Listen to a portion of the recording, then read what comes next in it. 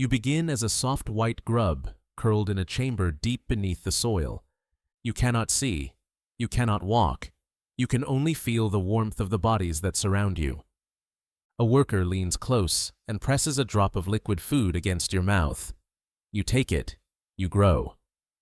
Days pass in the dark. You shed your skin, then shed it again, each time a little longer, a little heavier. Then your body seals itself inside a papery cocoon, and for a while there is nothing at all. You are 2 weeks old now. Something tears at the silk around you. Mandibles, not your own, pull the casing open from the outside. You push free into the tunnel.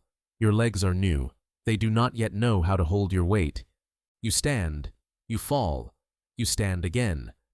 Your body is small, dark, and hard, built low to the ground, 6 legs beneath you, and 2 curved antennae sweeping the air above your head. You are a worker. You will never leave eggs of your own behind. Your sisters will do that. Your work is the colony.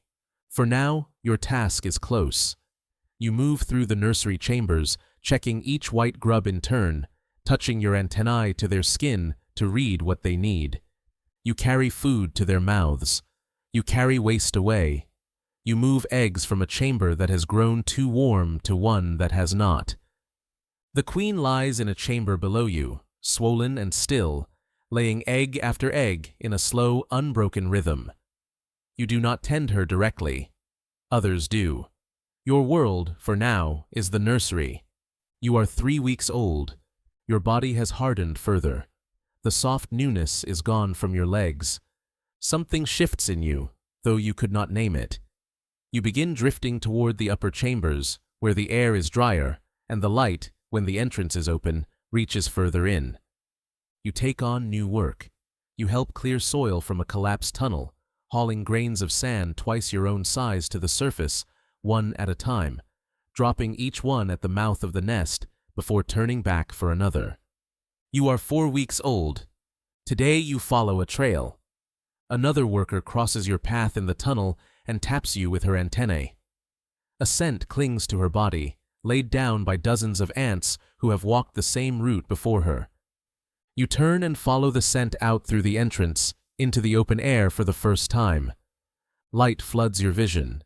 The ground stretches wide and pale ahead of you, blades of grass rising like a forest around your body. You follow the trail across bare dirt, along the base of a stone, up the ridged bark of a fallen branch. Other workers pass you going the other way, each one carrying something. Some carry seeds. Some carry the crushed bodies of other insects. Some carry nothing yet.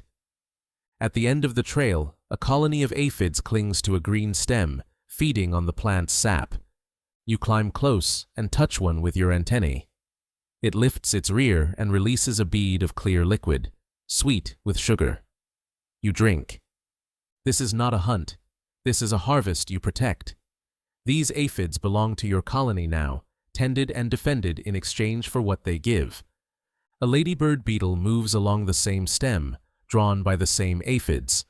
You rush toward it, mandibles open, and it retreats, wings clicking as it drops away into the grass.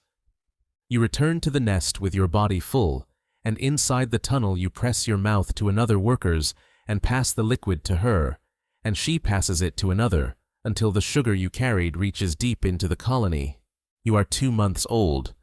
The seasons have not changed, but your role has. You spend most of your days now on the surface, foraging further from the entrance than you once dared.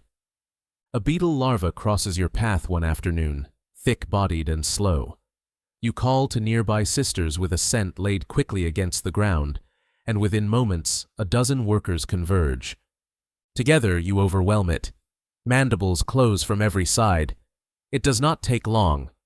You carry a piece of it home, walking the scent trail backward through grass and gravel, past a spider's web strung between 2 stems, past the pale husks of the seeds other foragers left behind. You are 4 months old. Rain falls hard one afternoon, and the tunnel entrance floods.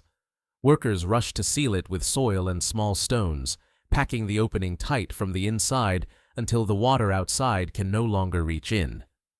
You wait in the dark with your sisters, until the ground above dries enough to dig through again. You are 8 months old. Winter comes. The cold reaches down through the soil and slows your body until movement itself becomes an effort. You gather with hundreds of your sisters in the deepest chambers, packed close for warmth, barely moving, barely feeding, waiting for the ground to warm again. Many do not wake when spring returns. You do. You are 1 year old. The colony has grown large around you. New chambers reach deeper and wider than the ones you remember from your first weeks outside the cocoon. On a warm, still evening in early summer, something changes in the air of the nest. Workers move with unusual urgency. A pressure builds, a readiness that spreads from ant to ant like a held breath. Winged bodies gather near the entrance, sisters larger than you, and males smaller and darker, all raised in secret chambers you were never shown. You help clear the entrance wide. You do not go with them. Your body was never built for flight. They rise from the nest in a sudden pale cloud, catching what little wind there is, lifting into the evening sky above the grass until you can no longer tell them from the insects already circling there. Somewhere above you, a single fertilized queen from this swarm will fall back to earth, break off her wings with her own legs, and dig alone into the soil to begin a nest that does not yet exist. You return underground. Your work is not finished. It never truly is. You are 14 months old. Your legs move slower now. A hind leg is missing, torn away weeks ago in a skirmish with ants from a rival nest whose scent trail crossed yours near the stone. You still forage, though shorter distances now, and other, younger workers pass you on the trail carrying more than you can manage. One morning, you follow the trail out, as you always have, into the low light, past the stone, toward the aphids on the stem. A shadow crosses the grass above you. A bird's beak closes around your body before you finish the thought. It is over quickly. The trail you leave behind fades within the day, worn away by rain and the passing bodies of your sisters, until no scent of you remains at all. Below the soil, in a chamber you helped dig your first week outside the cocoon, a new grub curls pale and soft, fed drop by a worker who has never known your name and never needed to.